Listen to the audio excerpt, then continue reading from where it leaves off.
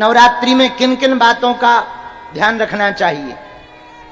9 दिनों तक छौर कर्म नहीं करना चाहिए। छौर कर्म जानते हो? दाढ़ी बाल मूछ नहीं काटना चाहिए, नाखून भी नहीं काटने चाहिए, वरना जो नाखून काटकर भूमि पर गिराते हैं तो एक जगह हमने ऐसा पाया, वो नख भगवती के प्रसाद में गिरते हैं, इसलिए नहीं काटना चाहिए। छौर कर्म भी नहीं करना चाहिए। 9 दिनों तक अभक्ष भोजन तो वैसे कभी नहीं पाना चाहिए। जो भोजन करने योग्य नहीं है, मांसाहार है, तामसिक भोजन है, ऐसा भोजन तो जीवन भर नहीं करना चाहिए। पर भैया कम से कम 10-12 दिन तो छोड़ दो। नवरात्रि से दीपावली तक तो छोड़ दो। हमने कई जगहों पर देखा, आजकल दुर्गा के पंडालों के नाम पर चंदा वसूली की जाती और जबरदस्ती लिया जाता कि तुम्हें तो देना ही पड़ेगा वरना पिटोगे, गांव से बाहर कर दिया जाएगा। चंदा वसूली करते और 9 दिन तक दुर्गा दुर्गा, 10वें दिन समझ जाओ हम क्या कहना चाहे। हाँ, 9 दिन तक तो दुर्गा दुर्गा।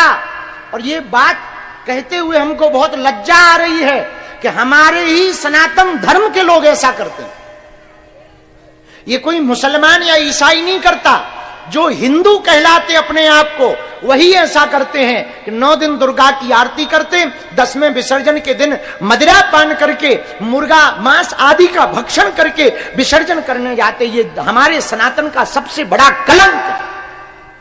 और बुरा ना मानना, हमें जितनी दिक्कत मुसलमानों से नहीं है, जितनी ईसाइयों से नहीं है, उतनी दिक्कत इस प्रकार की पूजा करने वाले काल नेमियों से है।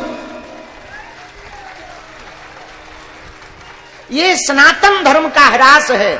इसलिए नवरात्रि की उपासना करने वाले सुनो, 9 दिनों तक छौर कर्म नहीं करना, बाल नहीं काटना, नख नहीं काटना। 9 दिनों तक हो सके तो भूमि में शयन करना, जमीन में।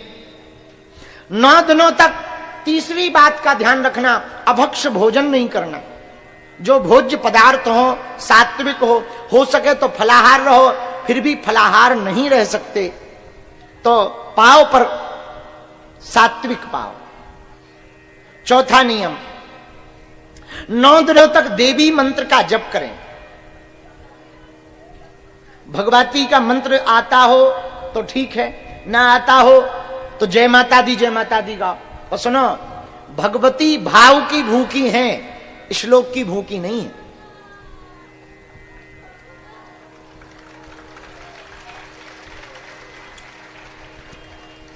एक गांव में एक पंडित जी रहते थे, सीधे साधे बूढ़े पुराने।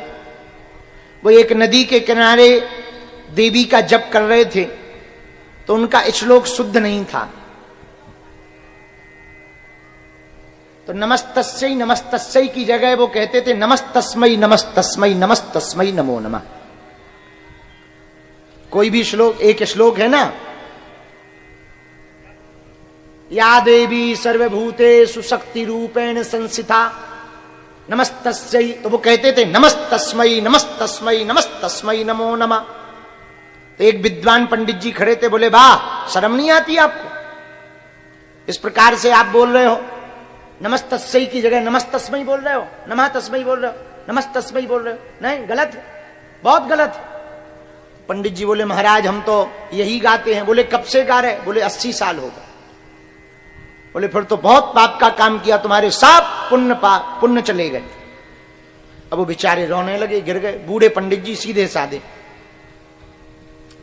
तत्क्षण दोनों के बीच में भगवती प्रकट भई, और जो विद्वान थे, ज्यादा संस्कृत झाड़ रहे थे, उनको डांट कर बोली सुनो, वो जैसा बोल रहा ठीक बोल रहा है।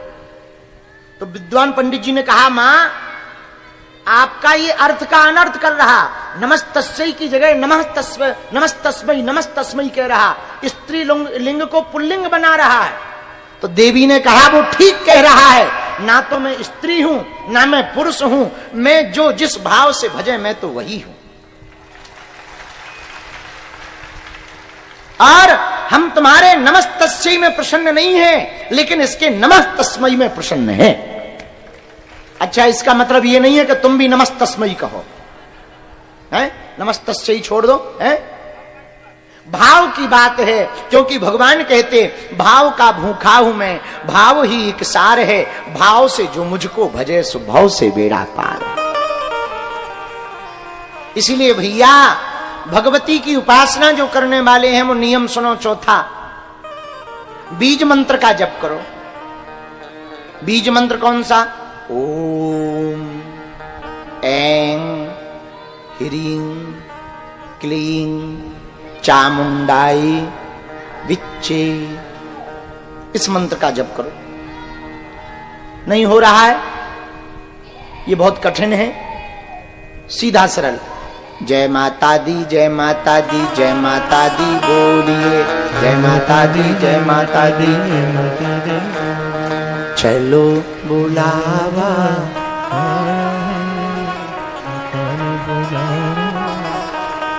हो, चलो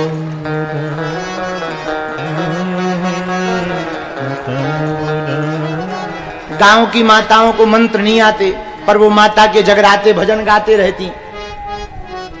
ऊंचे पर्वत पे ने दरबार लगाया है, चलो बुलावा आया है, माता ने बुलाया है। तो आपको यदि भजन आए तो भजन गाओ, श्लोक आए तो श्लोक गाओ। कुछ भी नहीं आता तो प्रतिमा के सामने बैठ जाओ, बस उनसे कहो मां हम कुछ नहीं जानते हैं, हम तुम्हारे पूत हैं, तुम हमारी मां हो, यही जानते हैं। बस इतने में ही भगवती भैया प्रसन्न हो जाए। मां को क्या चाहिए? मां तो ममता की मूर्ति होती है। और भारत वालों बुरा ना मानना, आजकल जगह जगह पंडालों में देवी माता बैठी है, क्योंकि आज से नवरात्रि प्रारंभ हो गई है और नवरात्रि के पावन पर्व पर जगह जगह देवी मां के पंडाल लगेंगे, जगह जगह प्रतिमा बैठाई जाएगी। पर प्रतिमा में मां नहीं है, प्रतिमा में मां है। यदि तुम प्रतिमा में मां को खोजोगे तो ना तो तुम्हें दुर्गा मां के दर्शन होंगे, ना काली मां के दर्शन होंगे, ना विंध्यवासिनी के दर्शन होंगे, ना चामुंडा के दर्शन होंगे, ना चंडी के दर्शन होंगे, क्योंकि मां प्रतिमा में नहीं है, मां तो प्रतिमा में है। और नवरात्रि पर जितने युवान बैठे हैं, हम प्रार्थना करेंगे अपने साधकों के, खासकर जो साधना कर रहे हैं, एक बात तुम पक्की मान लो, यदि तुम्हारे चित्त में, दिल में, मन में, भाव में, स्वभाव में, तुम्हारी वाणी में दूसरी स्त्री के प्रति यदि आदर नहीं है तो तुम्हारी दुर्गा पूजा बेकार है। भगवती के लिए कुपुत्रो जायते पूत कपूत हो सकता, माता कुमाता नहीं हो सकती, लेकिन शास्त्र कहते यत्र नार्यस्तु पूज्यन्ते रमन्ते तत्र देवता, जहां नारी की पूजा होती वहां देवताओं का वास होता। क्यों? नारी निंदा मत करो, नारी रतन खदान, नारी से नर उपजे ध्रुव प्रहलाद समान। इसलिए मां भगवती की उपासना करने वाले जितने साधक हैं, एक बात और बोलें, इन 9 दिनों में तुम कोई नियम का पालन करो या ना करो, पर एक बात अपने चित्त में रख लो, तुम मां का बालक बनकर जियो। क्या बनकर जियो? जोर से बोलो। बालक बनकर के जियो, उनको मात्र रूप में देखो, बालक बनकर के जियो। यदि बालक बनकर के जियोगे तो नवरात्रि की साधना तुम्हारी सफल होगी। पांचवा नियम है कि हो सके तो प्रातः काल ब्रह्म मुहूर्त में भगवती के दर्शन कर लें। साधना करने वाले भगत प्रथमा को यानी आज, पंचमी को, अष्टमी को और नवमी को 4 दिन, परमा यानी आज, पंचमी, अष्टमी और नवमी जो देवी साधना करते हैं उनको 108 लौंग की माला बना करके देवी को चढ़ानी चाहिए। 108 लौंगों की माला बनाकर प्रथमा को, पंचमी को, अष्टमी को, नवमी को किसी एक दिन या 4 बार 108 लौंग की माला बनाकर उसी माला से जय माता दी या ओम नमः चंडिकाय नमः ये मंत्र का जप या बीज मंत्र जो बोला वो या गुरु मंत्र का जप बोलकर पूरी माला का जप करके देवी को चढ़ा दें, फिर बाद में उसी माला को उतार कर अपने घर पर रख लें। सदैव देवी का वास तुम्हारे आसपास रहेगा। आज प्रथमम शैलपुत्री चा द्वितीयम ब्रह्मचारिणी तृतीयम चंद्र घंटेति कुसुमांडेति चतुर्थकम। आज पहला दिन शैलपुत्री का है। शैलपुत्री मां की उपासना करने वाले साधक सुनो, पहले दिन मां शैलपुत्री पर्वत की पुत्री की पूजा की जाती है। भगवती मां पराम्बा शक्ति पर्वत की पुत्री के रूप में है। उनकी पूजा किस भाव से करनी चाहिए? जैसे पर्वत अपनी बात के लिए हर परिस्थिति में अडिग रहते हैं, खड़े रहते हैं, चाहे आंधी हो, तूफान हो, पानी बरसे, पर्वत खड़े रहते हैं। वैसे ही साधक को भी पहले दिन शैलपुत्री की पूजा करके ये प्रण लेना चाहिए, पृथ्वी पलट जाए पर हम नवरात्रि का नियम नहीं छोड़ेंगे, उपासना का नियम नहीं छोड़ेंगे। तो आज का दिन संकल्प का दिन है। कौन सा दिन है? बोलो बोलो बोलो। उपासना के प्रारंभ में संकल्प का दिन है। आज संकल्प लिया जाता है हम 9 दिनों तक ये करेंगे, ये नहीं करेंगे। तो पहला नियम आपको, 5 नियम आपको पता चल ही गए। भूमि पर शयन करना, अभक्ष भोजन नहीं करना, नख सिक आदि छौर कर्म नहीं करना, नाखून आदि काटना नहीं है, सब में देव दृष्टि रखना, स्त्रियों में, माताओं में भगवती के दर्शन करने की चेष्टा करना, बीज मंत्र का जप करना, भगवती की आराधना करना, प्रथमा पंचमी अष्टमी और नवमी को लौंग की माला डालना, भगवती को दर्शन करके प्रणाम करके उस माला को अपने घर पर फिर स्थापित करना।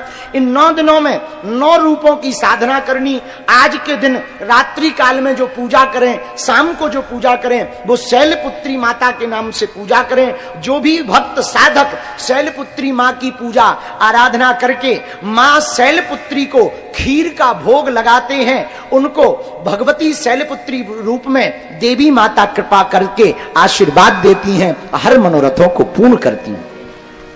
आज की पूजा धन धान की उन्नति के लिए की जाती है। यदि किसी के पास बहुत अर्थ आता हो, पैसा आता हो, रुकता ना हो, तो आज शैलपुत्री माँ की पूजा करनी चाहिए, खीर का भोग लगाना चाहिए और 7 या 9 तांबे के सिक्का शैलपुत्री माता के चरणों में रख देना चाहिए। नवमी को वही तांबे के सिक्का उठा करके तिजोरी में रख देने से धन धान की वृद्धि भी होती है और धन रुकता भी है।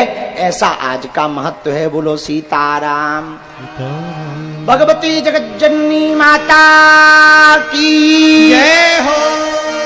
आज हमने 2-3 बातें बहुत विशेष रूप से कही जो आप लोगों को समझ में आई होगी। नवरात्रि क्यों मनाई जाती है ये पता चल गया। कितने दिन की होती है? 9 दिन की क्यों होती है ये भी पता चल गया। और भगवती का प्रागट्य कैसे हुआ, भगवती प्रकट कैसे हुई, देवताओं के तेज से भगवती प्रकट हुई, इसलिए इनके समान कोई दूसरा शक्तिशाली नहीं है। अब कल की कथा में हम आपको सुनाएंगे कि सीता जी ने एक रावण को मारा था। सीता जी, राम ने तो एक रावण को मारा, हनुमान जी ने अहिरावण को मारा, सीता जी ने भी एक रावण को मारा था। वो कल बताएंगे। और कल की कथा भी दोपहर 1 बजे से 3 बजे तक होगी।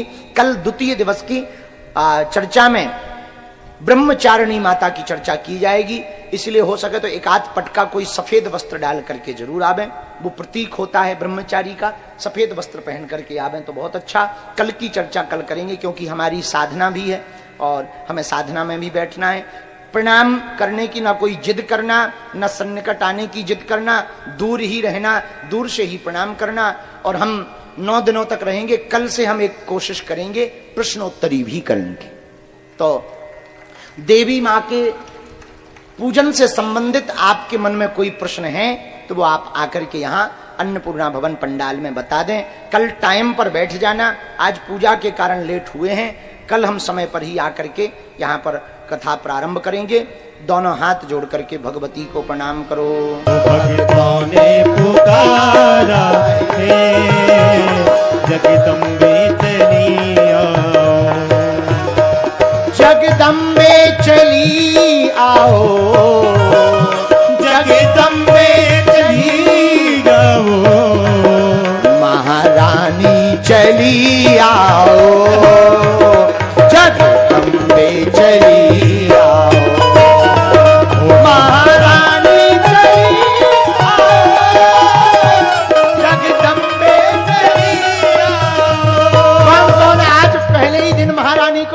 चाहता। दोनों हाथ उठाओ, पक्का या कच्चा? जोर से बोलो ना। तो ताली कौन बजाएगा? पड़ोसी झूमते हुए।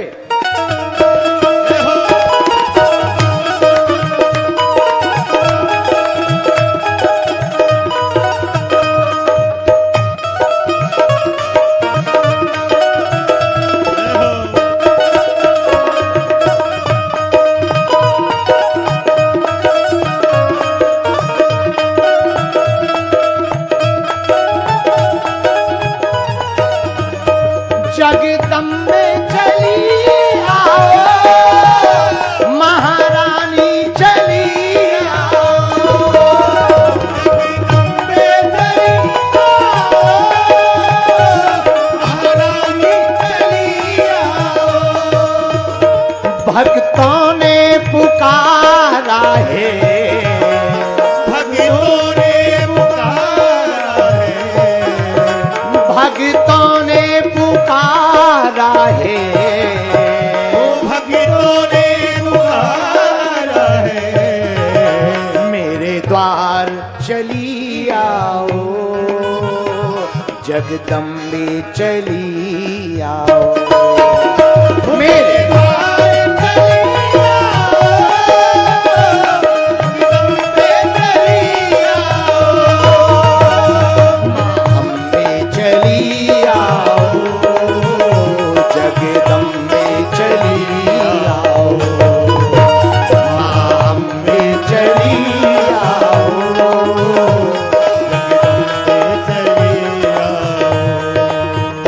माता रानी से जो भी प्रेम करते दोनों हाथ उठाओ और बुलाओ, माँ अम्बे चली आओ।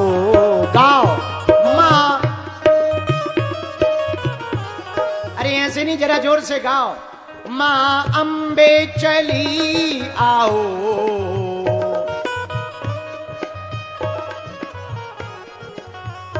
जगदम्बे चली आओ।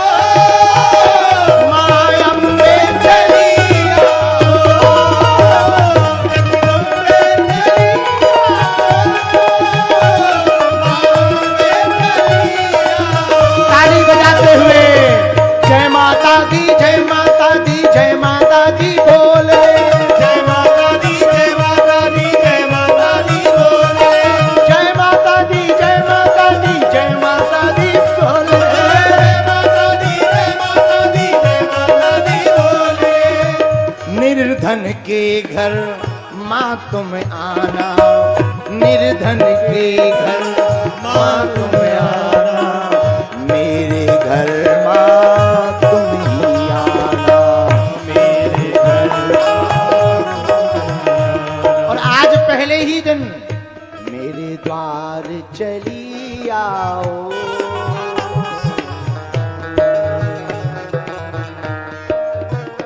मेरे द्वार चली आओ, माँ अम्बे चली आओ।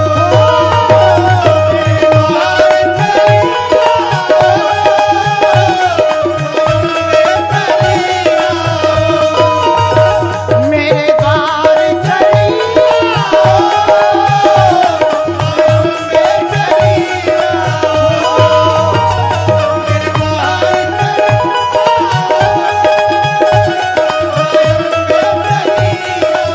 ताली बजाते हुए